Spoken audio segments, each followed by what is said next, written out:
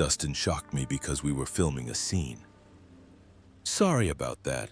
My wine glass was sitting there and he was in such a hurry that it flew past my nose and hit the wall and shattered into many little pieces. She's won 3 Oscars, received more than 20 nominations, and has been called the greatest living actress of our time. But even Meryl Streep has her limits. Now at 76, Meryl Streep is no longer silent. After decades of working with some of Hollywood's biggest names, Meryl Streep finally reveals the 6 actors she hated working with the most. No more fake smiles or prepared answers. Meryl is straight up naming names. From oversized egos to on-set drama you've never heard of, these are the co-stars who got under her skin. You won't believe who made it to this list. Dustin Hoffman is at the top. In 1979, Kramer redefined courtroom drama, parenting, and the emotional aftermath of divorce. But behind the film's Oscar-winning brilliance was an unspoken war between 2 veteran actors. Meryl Streep, then a rising star, and Dustin Hoffman, a Hollywood titan, clashed, not only on screen but behind the scenes in ways that would reverberate for decades. Their performances were explosive, raw, vulnerable, and unforgettable. But what audiences didn't see was the tension, disrespect, and a series of deeply personal clashes that turned a promising artistic partnership into a cold war of silence. It started on day 1. Streep was new to film, still grieving the death of her fiancé, John Cazale, and trying to define herself in a profession that rarely had patience. Hoffman, immersed in his method, not only blurred the line between character and self, but broke it down. It was my first film and the first time I'd ever acted, and he just slapped me, Streep told the New York Times. You see, in the movie, that's over the top. That slap wasn't scripted, it wasn't rehearsed. Hoffman was trying to elicit a real emotional response, and it worked. The scene was unforgettable, but for Streep, the price was personal. And it wasn't the only time Hoffman used emotion as a weapon. According to journalist Michael Schulman's unauthorized biography, Her Again, Becoming Meryl Streep, Hoffman also whispered John Cazale into her ear just before filming a scene of her breaking down in court, a cruel attempt to exploit the fresh pain of her real-life loss. "Next time you do that, I really want you to let me know," Streep reportedly told Hoffman after he smashed a wine glass without warning, sending shards flying. Cinematographer Nestor Almendros captures this moment brilliantly. Meryl acts like a precise instrument, every gesture, every vocal rhythm carefully calculated. Dustin handles the scenes like jazz, unpredictable and chaotic. For Hoffman, improvisation is art. For Streep, it is recklessness masquerading as genius. Their philosophies clash at every level. Director Robert Benton was said to have been tasked with keeping the peace on set, constantly diffusing tensions. And while the result was one of the greatest performances in film history, earning both actors Oscars, the cost of the action was still there. Hoffman has never spoken publicly about the slap. He never acknowledged the incident involving the glasses. His last comment came years later at a BAFTA tribute. "I'm getting divorced. I was partying with drugs. It ruined everything. That's not an apology. It was a backdrop, perhaps even a silent excuse." For her part, Streep finally found closure. Decades later, reflecting on her experiences on the post-press tour, she reflected on the changes in the film industry. Those things are being adjusted at this point because people won't accept them anymore. That's a good thing. But perhaps the most surprising twist came in 2020. Appearing Friday night with Jonathan Ross, Streep softened her tone. "All is forgiven. I really like him. And I think he's a great actor. But man, I was so mad that day. It was the first public sign that Streep had completely moved on. Not that Hoffman deserved forgiveness, but that time has softened the rage, not erased the memory, not justified the action, but only quieted it. And yet the scar remains. Not just a footnote in Hollywood history, but a reminder of the mental toll women often silently endure in their pursuit of greatness. Hoffman never paid the price for his actions. He continued to work, earning praise and respect. Streep, meanwhile, turned her pain into a performance and became the gold standard of serious acting. Is their feud over? Publicly, yes, but they never worked together again. No reunions, no collaborations. That one haunting film alone leaves a legacy of what might have been, if only respect had been shown. Because for Meryl Streep, art is sacred, but so is consent. And Dustin Hoffman crossed that line. Second, Kevin Kline. Meryl Streep builds characters like cathedrals, layer by layer, brick by brick, with the reverence of a scholar and the sensitivity of a sculptor. She doesn't enter a role until she has lived it, understood its language, felt its historical pulse. Precision is not Streep's preference, it's a rule. So when Kevin Kline walked onto the set of Sophie's Choice in 1981 with his natural grace, improvisational rhythm and extraordinary talent, sparks didn't fly, they collided. Director Alan J. Pakula envisioned a dream pairing. Two classically trained actors steeped in the rigors of theater come together to tell a harrowing story about the Holocaust. Their on-screen chemistry is undeniable. Off-screen, there was a quiet clash of creative ideologies. Production designer George Jenkins once said Meryl built Sophie from the ground up. Every variation of voice and gesture came from months of historical research. Kevin seemed to discover Nathan through improvisation and instinct. For Streep, that instinct, however wonderful, felt out of place. She immersed herself in the pain of Holocaust survivors, even studying the Polish accent down to the smallest syllable. Kline, by contrast, flowed through rehearsals with an ease that, for Streep, bordered on carefree. The real breaking point came during one rehearsal when Kline reportedly remarked that her strong accent was so precise it was almost distracting. It wasn't a cruel remark, but for Streep, it cut deep. What you call a distraction, I call essential. She was supposed to have shot back. I'm not here to play Sophie, I'm here to be her. From that moment on, the line was drawn. What seemed like productive collaboration between equals turned out to be a balancing act of tolerance. On set, they were professional. Off set, they were polite, but that belief was never fully formed. In later press interviews, Kline recalled Streep's process in what some saw as a dismissive tone, calling Meryl's preparation academic. Great, but sometimes it misses the mark. Streep doesn't respond directly, she doesn't need to. Her silence, her refusal to mention him during awards season, and her strategic distance at industry events said it all. To her, the word academic wasn't a comment. It was a rejection of everything she believed serious acting should be. Years later, when asked about their work together, Streep chose her words precisely. Kevin is a great actor. We just have very different ways of getting to the truth. She never elaborated. She didn't need to. Those who knew her business knew the implications. And as anyone who has worked with her knows, Streep never forgets an insult, especially one that violates her artistic ethics. For her part, Kline has never publicly apologized or retracted his remarks.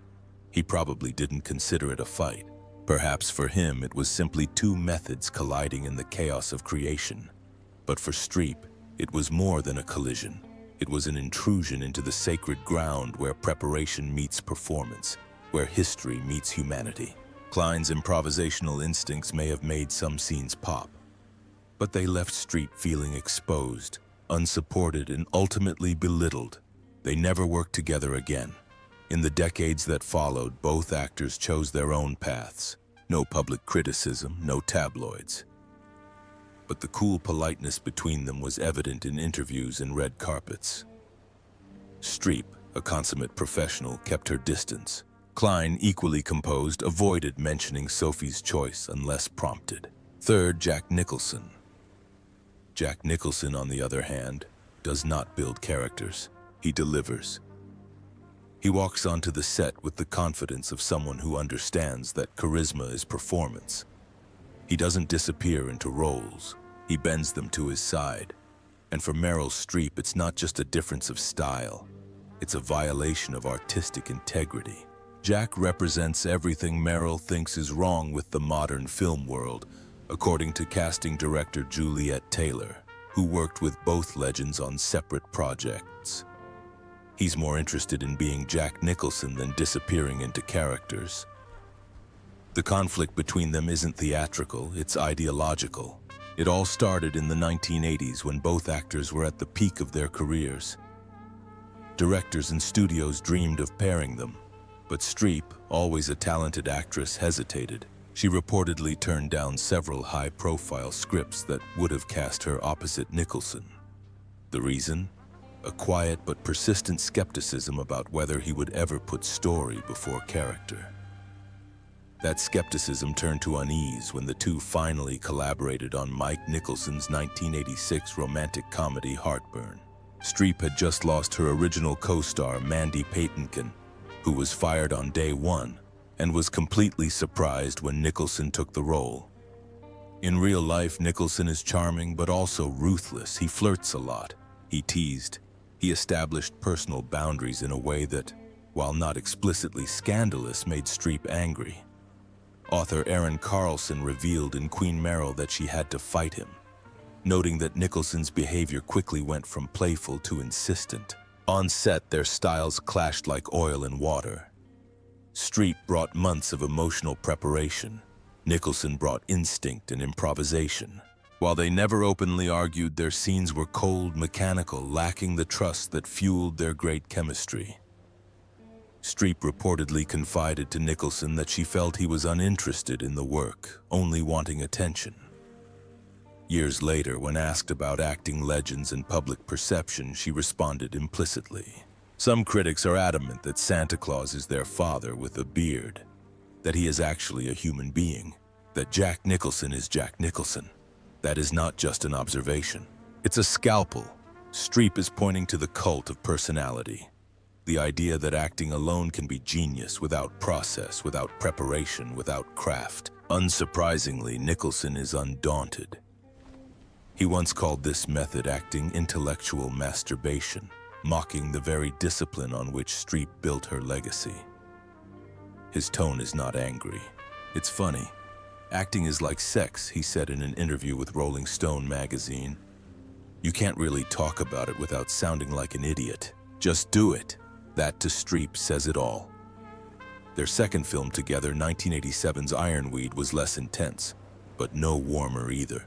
Even though the film reunited them just a year later, their on-set relationship remained professionally distant.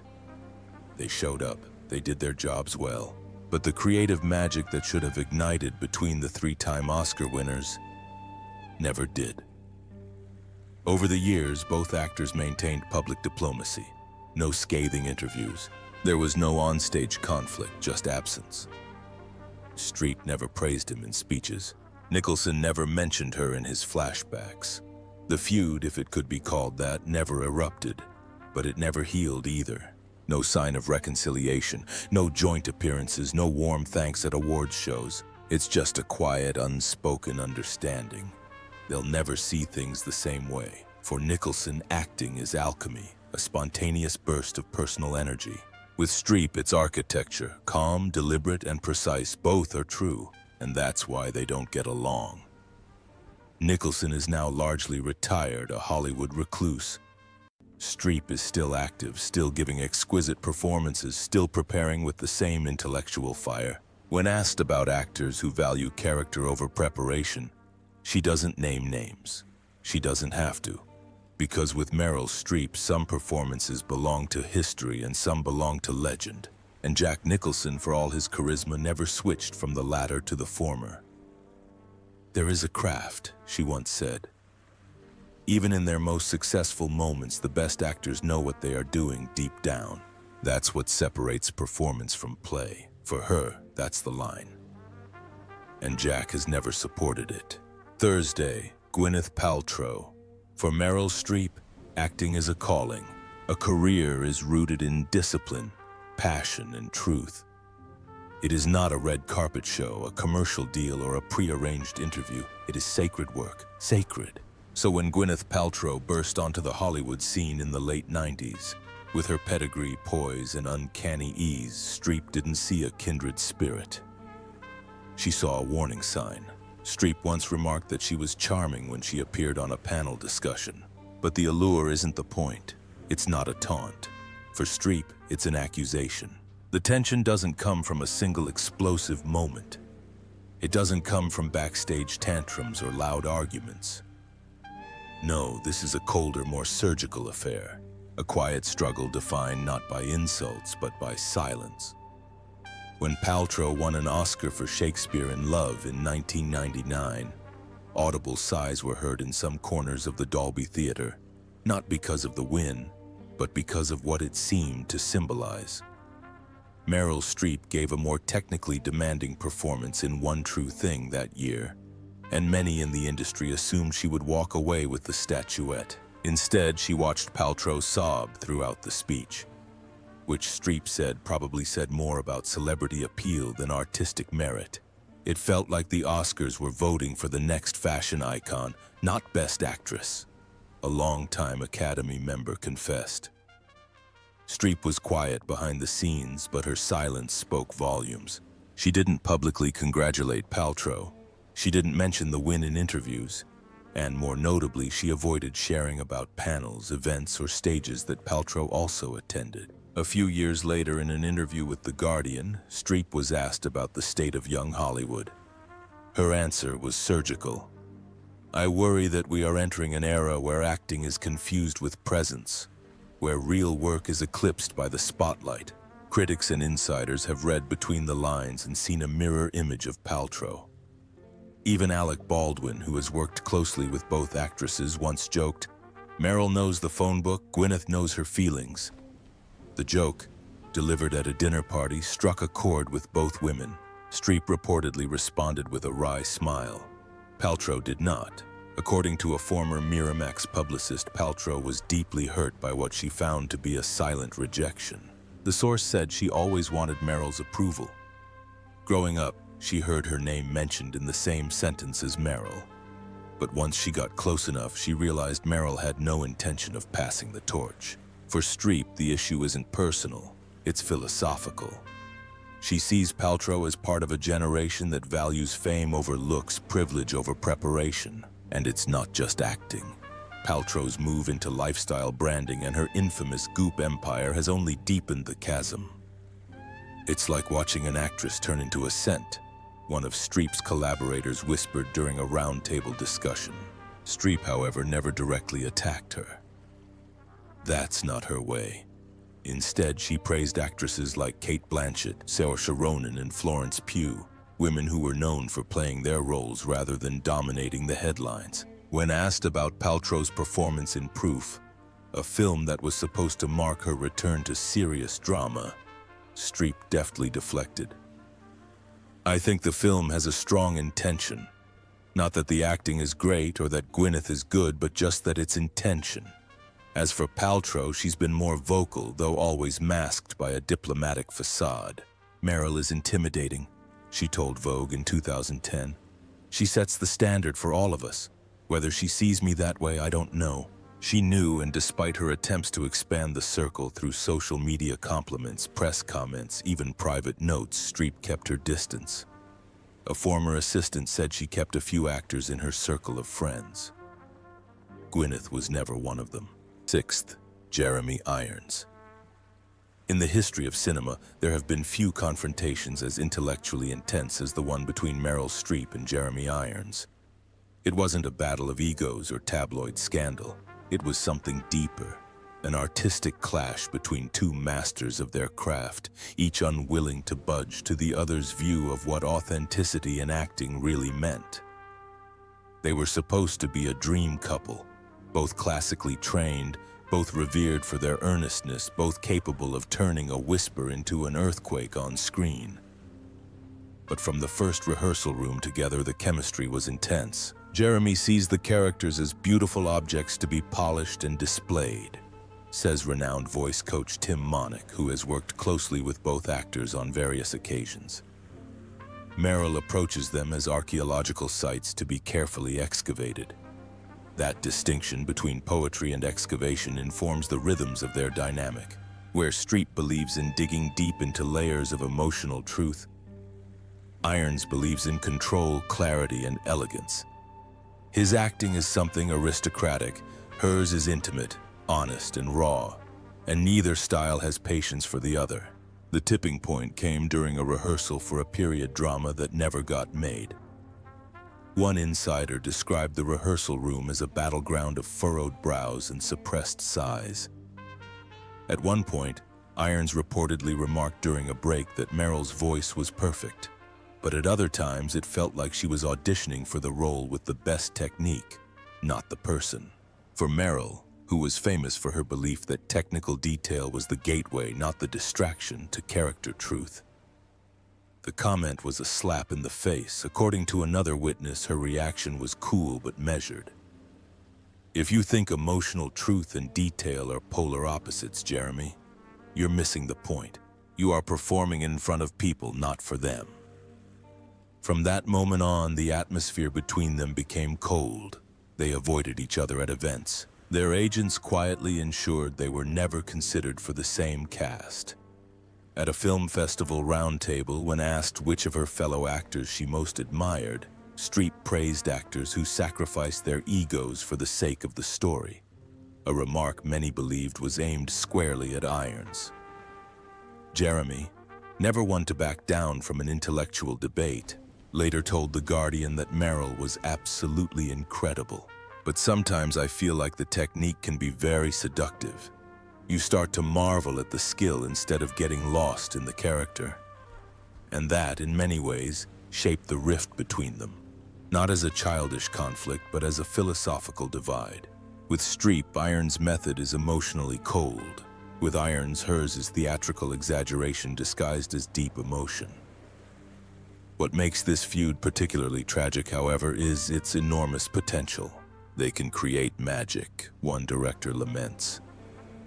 But you can't build intimacy between actors who don't trust each other's intentions. As for Alec Baldwin, who worked with both stars at different times, he once said on his podcast, "Meryl wants truth, Jeremy wants control. They're both brilliant, but they just don't work together." Fourth, Alec Baldwin. In public, they laugh. On press tours, they dance around the tension. But behind the scenes of It's Complicated, Meryl Streep and Alec Baldwin weren't having it easy. Their on-screen chemistry was perfect. Their real-life collaboration was a bit erratic. For Meryl Streep, acting is architecture. Every role is meticulously crafted with every detail, voice, posture, breath, and intention. She approaches comedy like a surgeon, says script supervisor Diane Dreyer. Every laugh has to come naturally from the character. Alec Baldwin, he's a storm, quick, funny, instinctive, and impulsive. He's a natural. In 30 Rock, he could do a scene in one take, but Streep is not 30 Rock, and Baldwin's looseness clashed with her precision. "We kept trying to find the same rhythm," a crew member told Vanity Fair, but they were dancing to different rhythms. Meryl is Mozart. Alec is Miles Davis. The disagreement was evident in the rehearsals. Baldwin frequently deviated from the script, rewriting jokes, rephrasing lines, even rearranging gestures on set. Streep, who had worked out every emotional detail of her character down to the last breath, found herself sidetracked. Alec would change a line mid-sentence, and Meryl just blinked at him. "Like, really? Now?" the cameraman recalled. Her reaction was subtle but sharp. She asked for more rehearsal time, requested reshoots, and pushed for a restructure in scenes Baldwin had improvised that turned chaotic. What made it worse? Baldwin figured it was all part of the process. Working with her was a dream come true, he wrote on Instagram afterward. "She is beautiful. She is smart. She is funny." But insiders say that's Baldwin's charm as a cleaner. Streep was quite frustrated on set. Not that Baldwin wasn't talented. She had admired his work for years, but his unpredictable personality forced her to compromise. She had never criticized him publicly. It's not her style, but she couldn't hide her frustration. "You do the work," she once said in an interview. "You build your truth from within. The rest is just noise."